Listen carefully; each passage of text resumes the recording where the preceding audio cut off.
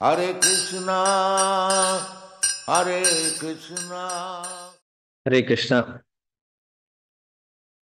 எல்லா பக்தர்களுக்கும் என் பணிவான நமஸ்காரங்கள். ஹரே கிருஷ்ணா. ஓம் அஜானதிமிரந்தஸ்ய ஞானாஞ்சனசலாகயா சக்ஷுருன்மீலிதம் येन தஸ்மை ஸ்ரீகுரவே நமः. நமோம் விஷ்ணுபாதாய கிருஷ்ணபிருஷ்டாய பூதலே ஸ்ரீமதே பக்திவேதாந்த ஸ்வாமிநிதி நாமினே. நமஸ்தே சாரஸ்வதி தேவி கௌரவாணி பிரச்சாரிணே निर्विशेष शून्यवादी पाश्चात्य देशधारिणे. श्री कृष्ण चैतन्य प्रभु नित्यानंदा श्री अद्वैत गदाधार श्रीवासदि गौर भक्त वृंदा. हरे कृष्णा कृष्ण कृष्ण हरे हरे, हरे राम राम राम हरे हरे. ஹரே கிருஷ்ணா. எல்லோருக்கும் நமஸ்காரம். ஹரே கிருஷ்ணா. இன்றைக்கு பக்தியிலே பணிவு எந்த அளவுக்கு முக்கியம், அதுக்கு ஒரு முக்கியமான ஆச்சாரியர் என்ன சொல்லியிருக்கார் அப்படின்னு சொல்லி அதை பத்தி பார்க்கலாம். குறிப்பாக பணிவுன்னு சொல்லி வர்ற போது பக்தியில நம்ம அடிக்கடி தினசரி படிக்கிறது சைத்தன்ய மகாபிரபுவினுடைய முக்கியமான உபதேசம். திருநாதபி சுனிச்சேனா தரூரபி சஹிஷ்ணுனா அமானினா மானதேனா கீர்த்தனியா சதாஹரி. இது நம்ம கேள்விப்பட்டிருக்கோம், படிக்கிறோம். எல்லா பக்தர்களுடைய மனதில் இது ஆழமாக பதிந்திருக்கிறது. பணிவனாலே இந்த ஸ்லோகம் எல்லாருக்கும் ஞாபகத்துக்கு வந்துடும். திருநாதபி சுனிச்சேனா தரூரபி சஹிஷ்ணுனா, அதாவது ஒரு பக்தர் எப்படி பணிவாக இருக்கணும் அப்படின்னா, புல்லை காட்டிலும் பணிவாக இருக்கணும், மரத்தை காட்டிலும் பொறுமையாக இருக்கணும் அப்படின்னு சொல்லி நம்ம இந்த ஸ்லோகத்துல படிக்கலாம்.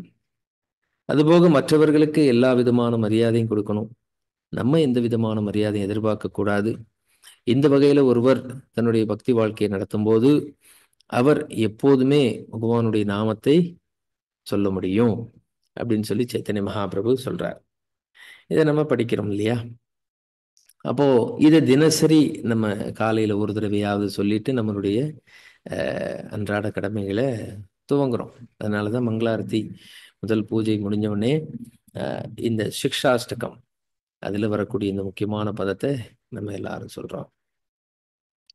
அந்த வகையில ஏன்னா சைத்தன்ய மகா முக்கியமா ஒரு பக்தர் எந்த அளவுக்கு பணிவாக இருக்கணும் அப்படின்னு சொல்லி இந்த ஸ்லோகத்துல நமக்கு சொல்லி கொடுத்திருக்காரு.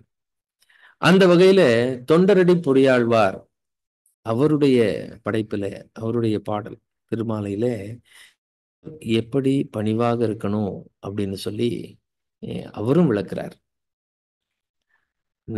அவர் தன்னையே உதாரணமாக காமித்து கொண்டு எப்படி ஒருவர் பணிவாக இருக்கணும் அப்படின்னு சொல்லி பல பதங்களிலே அவர் சொல்றார்.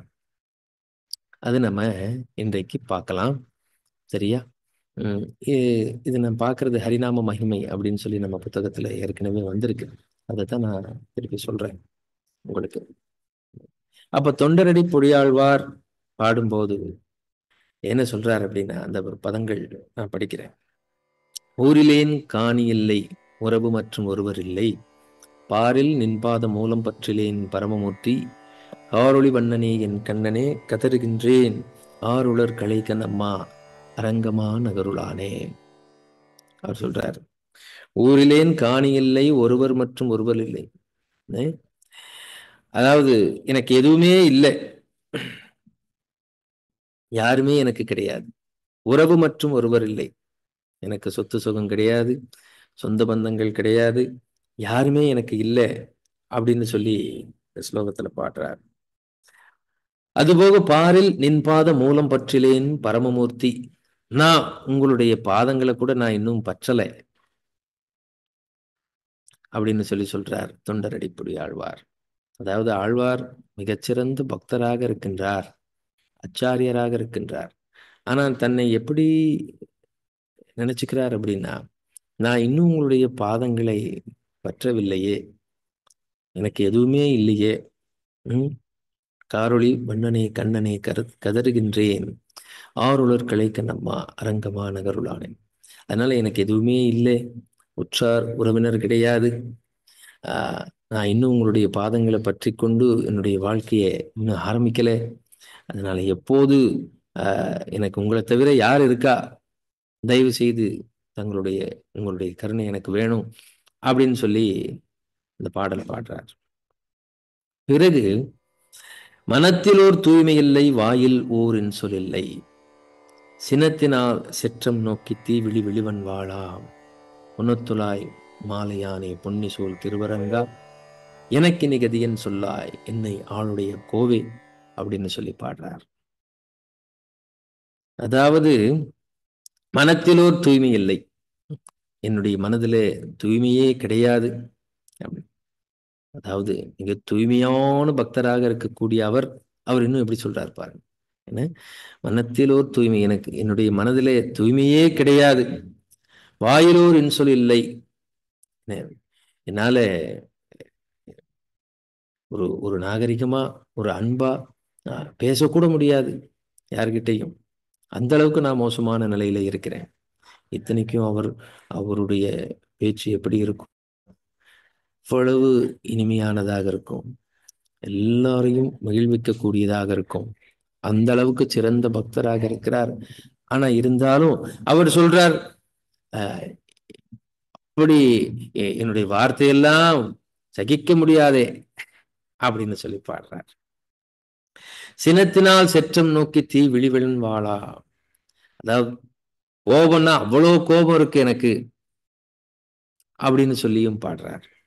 புன்னத்துளாய் மாலையானே பொன்னி சூழ் திருவரங்கா, எனக்கு நீ கதியன்னு சொல்லா, எனக்கு கதி வேற யாரு இருக்கா, தயவு செய்து நீங்க தான் என்னுடைய ஒரே கதி அப்படின்னு சொல்லி இந்த பாடல்ல பாடுறார். பிறகு அடுத்து, தவத்துளார் தம்மிலல்லேன் தனம் படைத்தாரில் அல்லேன், உவர்த்த நீர் போல எந்த நுற்றவர்க்கு ஒன்றும் அல்லேன், துவர்த்த செவ்வாயினாருக்கே துவக்கு அற துரிசனானேன், அலத்தமே பிறவிதந்தாய் அரங்கமான குருளானே. இதுல என்ன பாடுறார், தவத்துளார் தம்மிலல்லேன் தனம் படைத்தாரில் அல்லேன், திருப்பி சொல்றார், எனக்கு ஒண்ணுமே கிடையாது, தனம் படைத்தார் செல்வம் எதுவுமே எனக்கு கிடையாது, என்னுடைய உற்றார் உறவினர் எல்லாரும் என்னை கைவிட்டுட்டாங்க, உற்றவர்க்கு ஒன்றுமல்லேன். பிறகு நான் துவத்த செவ்வாயினாருக்கே துவக்கு அற துரிசனானேன், சில வழிதவறியும் நான் போயிட்டேன், என்ன வழிதவறியும் நான் போயிட்டேன் அப்படின்னு சொல்லியும் அவர் சொல்றார். எப்படி இந்த அளவுக்கு நான் இருக்கேன், வழிதவறி, அதாவது தவறான ஒழுக்கம் தவறிய வழியிலையும் நான் போயிட்டேனே அப்படின்னு சொல்லியும் என்ன விவரிக்கிறார். இப்படிப்பட்ட நிலையில நான் இருக்கிறேன், இந்த மாதிரி ஒரு பிறவி எனக்கு கிடைச்சிருச்சே, தயவு செய்து உங்களுடைய கருணை வேணும் அப்படின்னு சொல்லி பாடுறார்.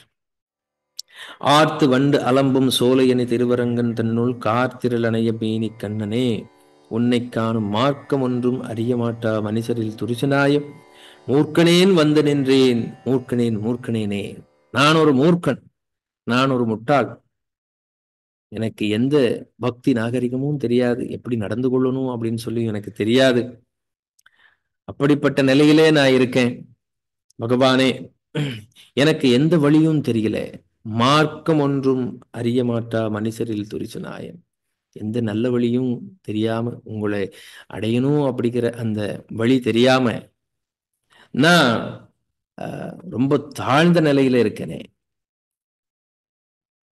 அப்படின்னு சொல்லி பாடுறாரு. அப்போ மூர்க்கனேன் வந்து நின்றேன், மூர்க்கனேன் மூர்க்கனேனே அப்படின்னு சொல்றார். மூர்க்கனேன், நான் ஒரு மூர்க்கன் அப்படின்னு யாராவது சொல்ல முடியுமா? நான் எவ்வளவு சிறந்த நபர் தெரியுமா அப்படின்னு சொல்லிதான் எல்லாரும் சொல்றது வழக்கம். நான் எப்படி ஒரு எவ்வளவு திறமை எனக்கு இருக்கு, அல்லது எவ்வளவு சிறந்த நிலையில நான் இருக்கேன் அப்படின்னு சொல்லிதான் ஒவ்வொருத்தரும் நினைச்சுக்கிறாங்க. எனக்கு எவ்வளவு திறமை இருக்கு, அல்லது நான் கஷ்டப்பட்டு எப்படி நான் இப்படி முன்னேறி இருக்கேன், இப்படிதான் எல்லாரும் நினைச்சுக்கிறாங்க. அல்லது சில பேர் வெளி வார்த்தையில இல்ல இல்ல நம்மெல்லாம் ரொம்ப சாதாரணமானவங்க அப்படின்னு சொல்லி சொன்னாலும் உள்ள நான் இவங்களை காட்டிலும் கொஞ்சம் சிறப்பான தகுதிகள் பெற்றிருக்கேன், நான் இப்படி பண்ணியிருக்கேன் அப்படி பண்ணியிருக்கேன் அப்படிங்கிற எண்ணமும் இருக்கும். என்ன, வெளி வார்த்தையிலே பணிவு இருக்கலாம், ஆனா உள்ள இதயத்துல அந்த பணிவுங்கிறது ரொம்ப முக்கியம். அப்போ இங்கே ஆழ்வார் என்ன சொல்றார்? தன்னை மூர்க்கனேன் அப்படின்னு சொல்றார். நான் ஒரு மூர்க்கன், எனக்கு சரியா நடந்துக்க தெரியாது, என்ன ஒழுக்கம் கிடையாது, இன்னுமே எனக்கு சரியா பேச தெரியாது, சரியா எல்லார்கிட்டையும் நடந்துக்க தெரியாது, இப்படியே சொல்றார்.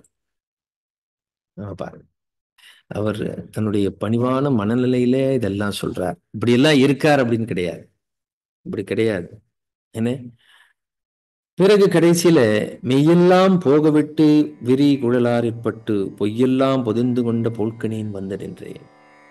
ஐயனே அரங்கனே உன் அருள் என்னும் ஆசை தன்னால் பொய்யனேன் வந்து நின்றேன், பொய்யனேன் பொய்யனேனே. நான் ஒரு பொய்யன், நான் இப்படி பேசுறதெல்லாம் உண்மைன்னு சொல்லி நினைக்காதீங்க.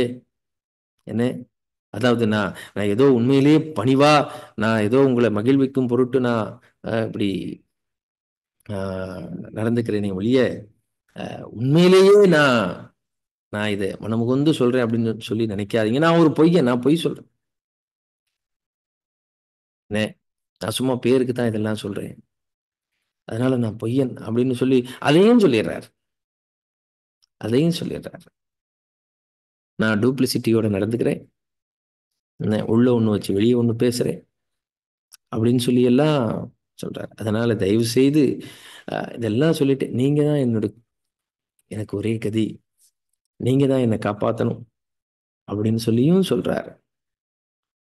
பிறகு ஒரு முக்கியமான பதம் சொல்றார். உள்ளத்தே உரையும் மாலை உள்ளுவான் உணர்வு கொண்டு எல்லா கள்ளத்தேன் நானும் தொண்டாய் தொண்டுக்கே கோலம் பூண்டு உள்ளுவார் உள்ளிற்றெல்லாம் உடனிருந்து அறுதி என்று வெள்கிப்போ என்னுள்ளே நான் விளவு அறச் சிரித்திட்டேன் அப்படின்னு சொல்றாரு. அதாவது பகவானே, நீங்க எல்லோருடைய இதயத்துல இருக்கீங்க, அது எனக்கு தெரியும். உள்ளத்தே உரையும் மாலை உள்ளுவான் உணர்வு கொண்டு எல்லா கள்ளத்தேன் நானும். நீங்க எல்லோருடைய இதயத்துல இருக்கீங்க, உங்களுக்கு நான் என்னென்ன நினைக்கிறேன், நான் என்ன பண்றேன் எல்லாமே உங்களுக்கு தெரியும். உணர்வு கொண்டு எல்லா கள்ளத்தேன் நானும் தொண்டாய் தொண்டுக்கே கோலமும். நான் எந்த விதமான பக்தி உணர்வும் இல்லாம ஏதோ பக்தி பண்ற மாதிரி நினைச்சு நடிச்சு உங்க முன்னாடி வந்து நிக்கிறேனே, கண்டிப்பா இது உங்களுக்கு தெரியும். ஆழ்வார் பாடுறார். நான் பக்தி பண்ற மாதிரி நடிச்சு உங்க முன்னாடி வந்து கைகூப்பி உங்களை வணங்குறது போல, உங்ககிட்ட பணிவா நடந்துக்கிறது போல நான் நடிக்கிறது உங்களுக்கு நல்லா தெரியும் அப்படின்னு சொல்லி, உணர்வு கொண்டு எல்லா கள்ளத்தேன் நானும் தொண்டாய் தொண்டுக்கே கோலம் பூண்டு, தொண்டு செய்யற மாதிரி நான் கோலம் போடுறேன் அப்படின்னு சொல்லிப்பான். அப்போ இதெல்லாம் நினைக்கும் போது உள்ளுவார் உள்ளிற்று எல்லாம் உணனிருந்து அறுதி என்று வெள்கிப்போ என்னுள்ளே நான் விளவு அற சிரித்திட்டேன். இப்படி நான் நடிக்கிறேனே, என்ன எப்படி நான் நடிக்கிறேன், இப்ப நான் இவ்வளோ நடிக்கிறேன், எந்த விதமான பக்தி உணர்வும் இல்லாம ஏதோ பயங்கரமா பக்தியில நான் ஆழ்ந்து இருக்கிற மாதிரி உங்க முன்னாடி வந்து நடிக்கிறேனே, இதை நான் நினைக்கும் போது எனக்கு அவ்வளோ சிரிப்பு வருது. விளவு அற சிரித்திட்டேன், எனக்கு அவ்வளோ சிரிப்பு வருது. நான் எந்த அளவுக்கு நான் நடிக்கிறேன் பகவான்கிட்ட அப்படின்னு சொல்லி எல்லாம் தன்னை ரொம்ப தாழ்த்தி திருமாலையில பாடுறார். யாரால இப்படி பாட முடியும்? உம் அப்போ பக்தர்கள் தங்களை எந்த அளவுக்கு தாழ்மையாக நினைச்சிருக்காங்க பாருங்க, எவ்வளவு தாழ்மை. அதனால பணிவுங்கிறது பக்தருடைய உணர்வுல கலந்தது, தனியா பயிற்சி பண்றது கிடையாது. பக்தியை பயிற்சி பண்ணும்போது பணிவு தானாக வந்துடணும். அப்படி பணிவு வரலைன்னா பக்தி பயிற்சியில ஏதோ ஒரு குறைபாடுன்னு அர்த்தம். சரியா பயிற்சி பண்ணல, இவர் பலகாலம் பக்தி பயிற்சி பண்ணி இன்னும் அவருக்கு பணிவு வரல, அகங்காரத்தோட ஆணவத்தோட இருக்கார் அப்படின்னா அவருடைய பக்தி பயிற்சி இன்னும் மேன்மை அடையணும், இன்னும் சரியா அவர் பயிற்சி பண்ணணும், இன்னும் பகவானுக்கு பணிவான சேவையில அவர் ஈடுபடணும் அப்படின்னு சொல்லி அர்த்தம். அந்த வகையில தான் நடந்து கொள்ளணும். ரூப கோஸ்வாமி, சனாதன கோஸ்வாமி வாழ்க்கையிலையும் நம்ம பார்க்கலாம். 500 வருஷத்துக்கு முன்னாடி சைத்தன்ய மகாபுரி சீடர்கள் அவங்க கிட்ட, அவங்க விருந்தாவனத்துல இருக்காங்க, அவங்க மிகப்பெரிய பண்டிதர்கள், அப்போ மிகச்சிறந்த பக்தர்கள், சாஸ்திரத்துல எல்லாவற்றையும் படித்தறிந்து தேர்ந்தவர்கள், அவ்வளவு உயர்ந்த நிலையில இருந்தவங்க. ஒரு மிகப்பெரிய திக்விஜய் பண்டிதர் வர்றாருங்க. இவங்களை பத்தி கேள்விப்பட்டு ஓஹோ, நீங்க தான் பெரிய பண்டிதர்களாமே, எங்கூட வாதத்துக்கு வாங்க அப்படின்னு சொன்னாங்க. அப்போ இவங்க 2 பேரும் சொல்ல, ஆஹா, உங்ககிட்ட எப்படி நாங்க வாதம் பண்றது? நீங்க மிகப்பெரிய பண்டிதராச்சே. அதுவும் இந்த விருந்தாவனத்துல கிருஷ்ணர் லீலை புரிந்து இந்த இடத்துல போய் நம்ம வாதம் பண்றதா? ஐயோ வேண்டாம். அப்ப நீங்க தோத்துட்டேன்னு எழுதி கொடுங்க. என்கிட்ட தோத்துட்டேன்னு சொல்லி எனக்கு அடிமை அப்படின்னு சொல்லி எழுதி கொடுங்க அப்படின்னு சொல்லி கேட்கிறாங்க. இப்ப இங்கதான் பிரச்சனை. அப்போ இவர் எதிர்பார்க்கிறார், இதுக்கு எழுதி கொடுக்காம கண்டிப்பா என்கிட்ட வாதத்துக்கு வந்துருவாங்க அப்படின்னு சொல்லி. ஆனா அவங்க 2 பேரும் என்ன பண்றாங்க, நீங்க எத்தனை இடத்துல எழுதி கொடுக்கணும்னு சொல்லுங்க, எழுதி கொடுக்குறோம், கையெழுத்து போடுறோம். நாங்க என்னைக்குமே அடிமைதான். அதனால தயவு செய்து வாதத்துக்கு மட்டும் அழைக்காதீங்க, நாங்க ரொம்ப தாழ்ந்தவங்க, முடியாது அப்படின்னு சொல்லி பணிவா மறுத்துடுறாங்க. பணிவாக மறுத்துடுறாங்க. அதுதான் பண்ணி கையெழுத்து போட்டு கொடுத்துட்றாங்க. கையெழுத்து போட்டு நாங்க தோத்தாச்சு, நீங்க தான் எங்களுக்கு அதிபதி அப்படின்னு சொல்லி எழுதி கொடுத்துட்றாங்க. நாங்க உங்களுக்கு அடிமை. அப்போ பக்தருடைய மனநிலையை பாருங்க. அப்போ ஒருத்தர் கேட்கலாம், இதெல்லாம் இதெல்லாம் இதெல்லாம் செயற்கையா பண்ற மாதிரி இருக்கே அப்படின்னு சொல்லி ஒரு சில பேருக்கு தோணலாம். கிடையாது, இது செயற்கையா கிடையாது, இயற்கையிலேயே அந்த பணிவு அவர்களுக்கு இருக்கிறது. ஏன் இப்படி எழுதுறாங்க, இது மிகைப்படுத்துற மாதிரி இருக்கே, தொண்டரடி புடியாழ்வார் பாடினது எல்லாமே அப்படின்னு சொல்லி ஒருத்தவருக்கு நினைக்கலாம். கிடையாது. ஏன் அப்படின்னா உண்மை என்னன்னா, ஆச்சாரியர் விளக்கும் போது சொல்றாங்க, அதாவது அவங்க தங்க கிட்ட இவ்வளோ குறைபாடுகள் இருக்கிறதாக உண்மையிலேயே கருதுறாங்க. ஏன் அப்படின்னா, தங்களிடம் இருக்கின்ற சிறு சிறு என்ன, கண்ணுக்கு தெரியாத அப்படின்னு சொல்றோம் இல்லையா, இவ்வளோ சிறு குறைபாடுகளையும் மிகப்பெரிய குறைபாடாக அவங்க எடுத்துக்கிறாங்க.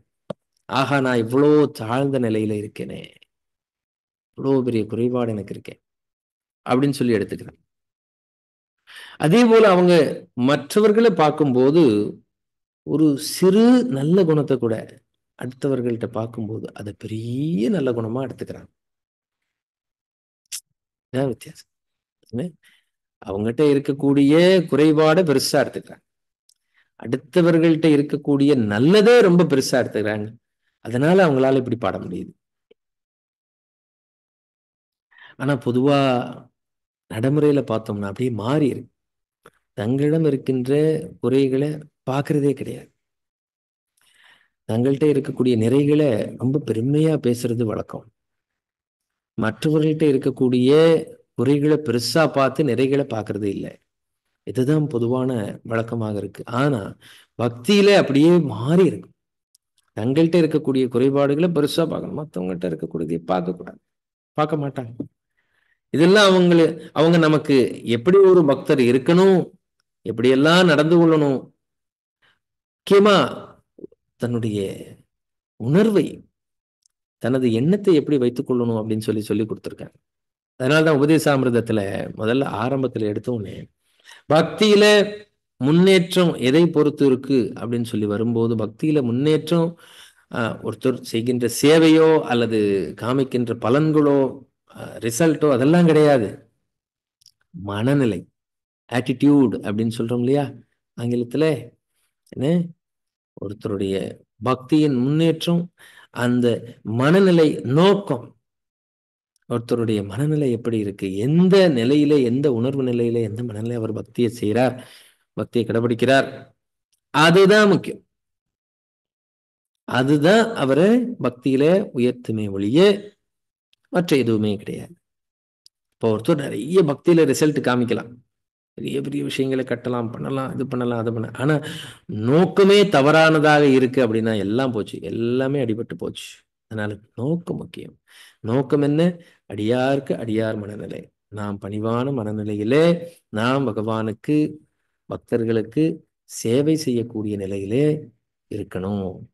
அதுதான் ஆழ்வார்கள், ஆச்சாரியர்கள், மகான்கள், கோஸ்வாமிகள் எல்லாரும் நமக்கு சொல்லிக் கொடுக்கிறது. சரி, ஹரே கிருஷ்ணா. எல்லா பக்தர்களுக்கும் எனது பணிவான நமஸ்காரம். ஹரே கிருஷ்ணா.